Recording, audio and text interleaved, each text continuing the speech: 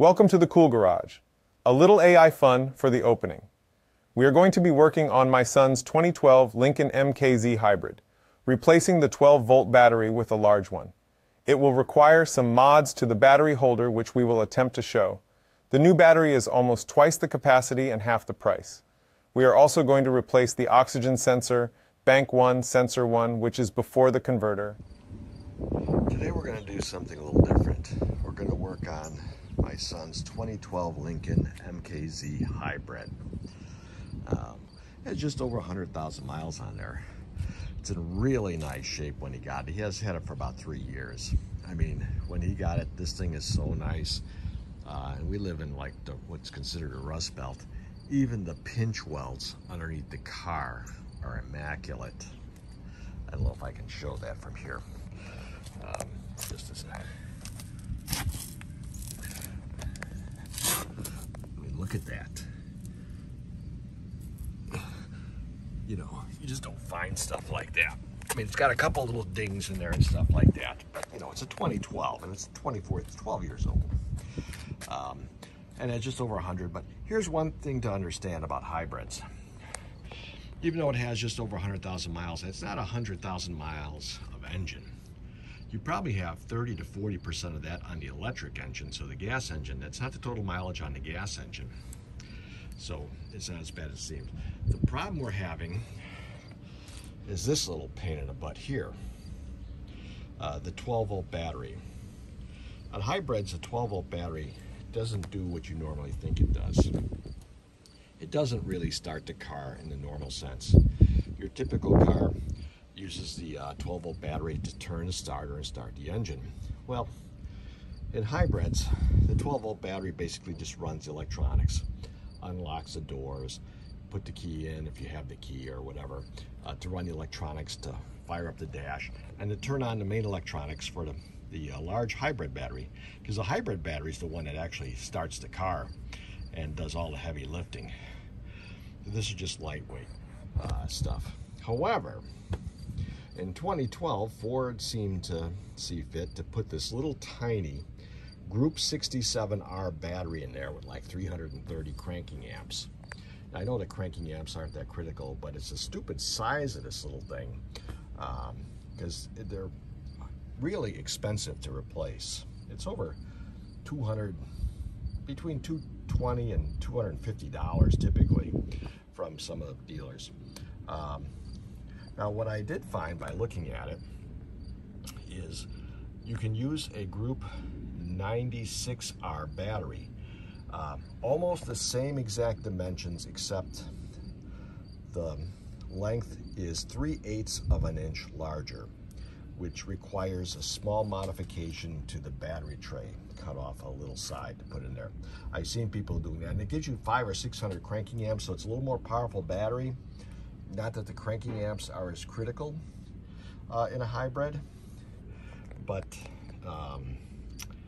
it would be a little bit nicer. Plus, I can get it at the local Sam's Club for $119, call it 120 bucks, with a 3-year full replacement warranty, versus spending like $250 for one from AutoZone or any of the big places.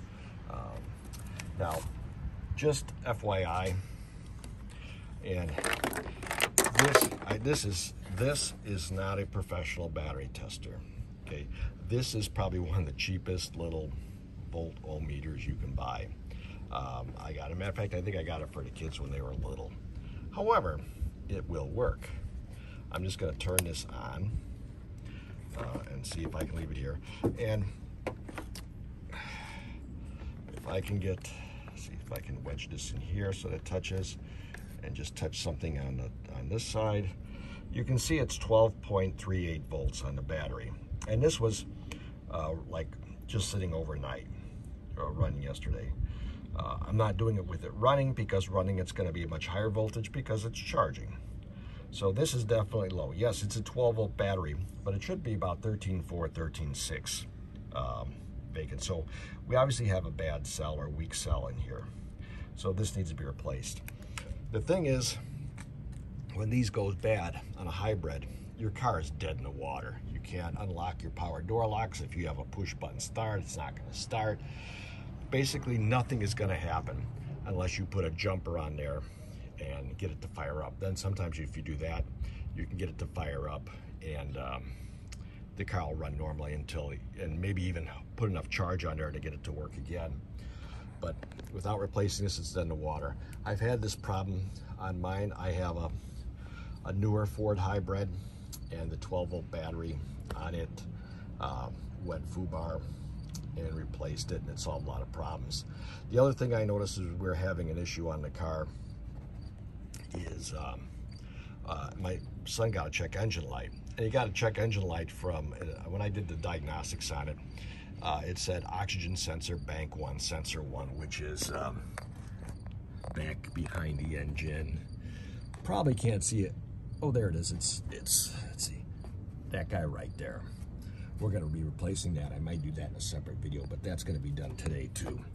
But one of the things I did notice though from that is when I put the tester in there and I was trying to read the PCM module, it's giving me an error because it says it hasn't gone through its timing cycles.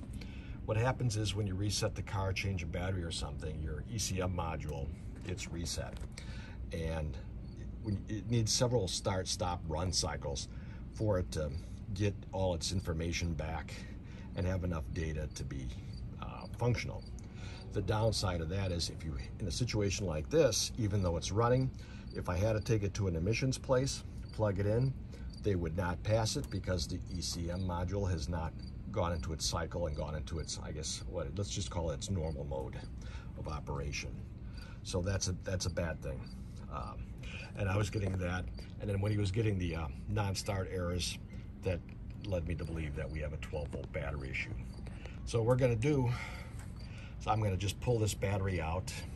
I'm going to run over to the Sam's store, obviously not one close by, pick up a 96R, then we'll pull the tray out, do the necessary modifications on it, and put it in there. And I'll show you what we do on there if that helps you out. One other tidbit on at least this particular hybrid, and I don't know how many other flavors of Ford hybrids, maybe they stopped, because in this year, this is, I believe, the last year of a nickel metal hydride hybrid battery. After that, I believe they went to lithium ion. I could be mistaken on there, but in 2013. What I found is after my son got this, and he had it for about 3 years, not long after he got it, his gas mileage started going down. It's like, and couldn't figure out what was wrong, you know, going from like up in the 30s to maybe in the 20s. I did some research and found that Ford had programmed in a timer for the hybrid batteries. The 10-year mark, which is about the time he got the car, it starts telling it the battery's degraded and starts, even though it doesn't stop the function, the car still runs. Obviously seemed to affect the mileage. I found this on some forums online. They had a fix for it.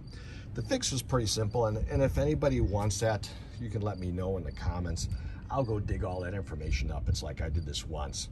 But basically, I found some free software. It runs on a Windows computer. So I took my wife's laptop, put it on there, and they give you like a 30-day free trial. And that's all I needed. And I bought like a $20-some dongle for the ODB port to plug in that goes to Bluetooth to connect to your computer. And basically, I went in there and found where the battery memory was, age, and reset it back to 1 year. I didn't feel good about resetting it back to brand new. I just set it back to 1 year. After I did that, the mileage went back up, and you know, Bob's your uncle. So it worked great after that. But that's a funky thing that happens. It's on the internet. I believe I got it out of a forum for Fusions or so, because the Ford Fusion and the MKZs are basically the same platform. Just one's a Lincoln, one's a Ford. So if you have that problem, look that up. If you need help with it, let me know. I'll see if I can't dig up the information and find the software and everything, and I can post that for you. So right now it's time to pull this battery and take it to the store, because they want like a $22 core charge, and unfortunately my local Sam's doesn't have it, and I've got to drive a bit to one, so I want to do this all in one shot. So we'll be back in a bit. Okay, the battery is out. You can just see how, here, put my hand here, see how tiny this little thing is. It's like 9 1/8 by, I think it's 6 7/8 by 6 15/16 in size. So just a little guy. So this guy's going a little difference in size, bigger than what I saw the dimensions for a 96R versus a 67R. Okay, the battery holder's been removed. 4 screws surprisingly came out. One rusted, but came out. Here it is here. Problems I see and possible solutions. One solution is to cut this strip off here. Yeah, it wouldn't damage the battery. And you have to do it on both sides. Next option is, maybe the one I do so I don't do anything to bad. Cut this piece out. Cut this and this and remove this piece here.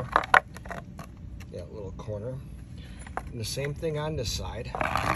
And I think I just need to open up this and this a little bit more. Because if you look,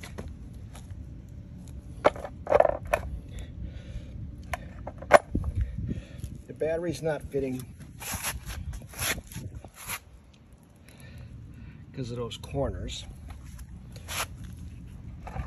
Basically, the width is okay inside here. So these are the options. I'm going to think about it and decide which one I'm going to do. Well, just FYI, took that piece off cleanly, which was this guy here, using this little guy, the Dremel Multimax, with that bit in there. So I'm going to use that to cut open the other ends. Yeah, went pretty quick, left a nice smooth cut, didn't do a lot of melting. Okay, this is what it looks like. This is kind of like some of the stuff I put off. This piece buzzed off of here. These pieces, I had to cut this out, and the piece that stuck up there, the piece that stuck up there, that corner. I heated this up.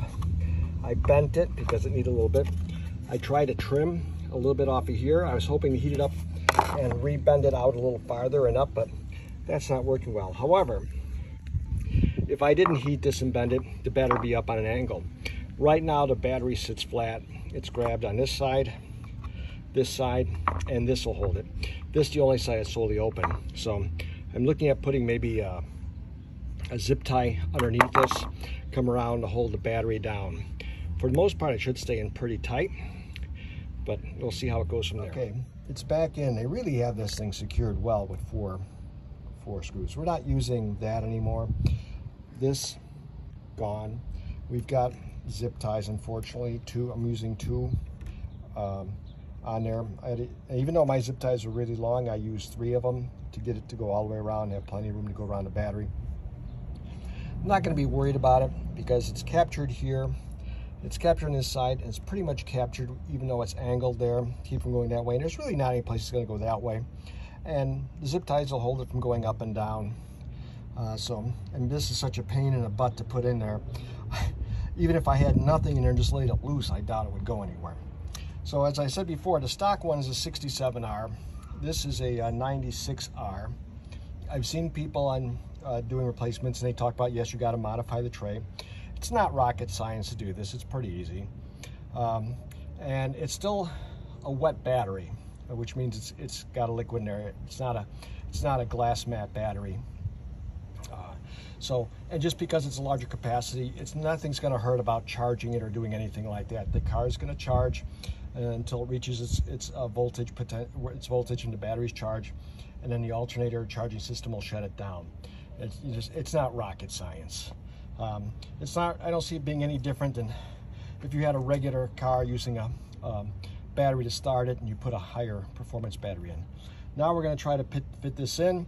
I'll show you once we get in. I may have to take a few things off because it is a little bit bigger, and the other one was a pain in the butt to take out. The battery's installed. It's held down by these 2 nice Velcro straps. The battery terminal screws are 8mm. The battery hold down brackets were 10. However, because of how tight it was, 8mm screw, take this off, this completely out, loosen this up, pop this off, give yourself room to swing the battery in. Probably would have been easier if I did that first to take the battery out. But now it's in, everything's snug, and that concludes the battery installation. Okay, now that we got the battery in, it's time to replace the O2 sensor, Bank 1 Sensor 1, which is in the back. I stopped at Harbor Freight and I picked up 2 sensor tools. The oxygen sensor's 7/8 inch socket. However, the socket, if you can see it, has a cutout there. Same thing for here. Most people recommend this. This is more like a crow's foot wrench to try it. So pick these up. They're about $9 a piece at Harbor Freight, or if you got someplace else you want to go to. The cover here, I already popped it up, but it snaps on, just comes off. And that is the sensor in question. So let's get to work at it. We'll trace the wire, see where. I forgot to mention the O2 sensor is an NTK for this car. Here is the part number, 24348. I got this from Rock Auto, not sponsored. However, I believe this was about $67. The Ford Motorcraft one was maybe $87. From the dealer, the Motorcraft was $160. So Rock Auto was way better. This was a little cheaper, but NTK is pretty good. I've used them in the past. I think with shipping and delivering, it was like $74 with tax and everything, which is half the price of going to the dealer and picking one up in stock for the car. So it's something to consider. I would check them out. They're pretty decent. Again, I'm not sponsored, but I purchased a few things. If you don't have to have it like today, it's a good alternative to check on. Okay, here's the old oxygen sensor. Now,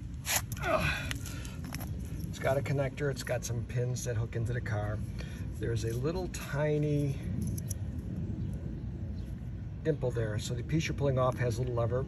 Pull it to unplug it, then you got to pry these out. Now, what I found is I tried the crow's foot and stuff, couldn't get it to budge, and I think I was just round. Well, actually, you can see it's rounding this. So I just cut this off. Then I used a 6-point half-inch drive socket, but it wouldn't quite go on there. It was too long, so I had a Dremel tool. We cut a little bit more off the end, and then it slipped on, got it on, and put a nice big pipe on the end, and we got the thing out. Here's the new one. Now, it's got a plastic cover. I'm gonna put this on. I'm gonna put some copper antices on here. Here's the plug. Now, it also comes with this new piece that just slides right up in here to clip in. So let's get some antices on there and we'll get that sucker stuck in the car. Okay, there's a new one in, and somewhere down here, oh, you'll never see it. Oops, sorry. Way down there is the wire clipped in place. I think you can probably see it a little bit. So that's it. Next thing you know, I'm gonna pick up my stuff and put the cover on. One more quick one for grins. Here's my 1/2-inch breaker bar. I put a little bit of an extension on it to break that O2 sensor free. I mean, it was snug, but once it just snapped, came loose, and the rest was easy peasy. Well, that concludes today's adventure. I hope you enjoyed it, but most of all, I hope you got some value from it. I apologize again for some of the audio and the changes in video orientation. I'm definitely not a professional videographer, but just someone who wants to have some fun, get some views and subscribers, and if possible, perhaps someone who is trying to do something similar. Till the next time, stay safe and have fun.